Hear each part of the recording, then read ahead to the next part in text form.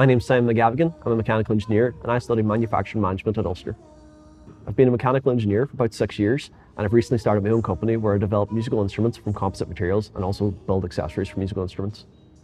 When I first came to Ulster, I was employed full-time, and the flexibility of Ulster's course with the part-time really worked around the structure when I was working. I was working both within Northern Ireland, but I was travelling a lot and I wasn't always in class, but it was always easy to catch up. The lecturers worked with me and always gave me the notes and things outside of class. So it worked well for where I was at that point in my life.